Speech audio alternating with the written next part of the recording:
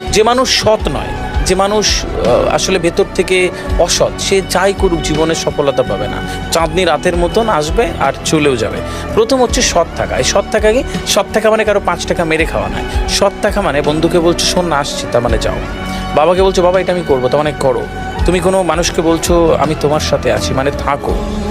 প্রিয়জনকে বলছো যে জীবনের শেষ দিন অবধি তোমার সাথে থাকবো, মানে শেষ দিন অবধি থাকো।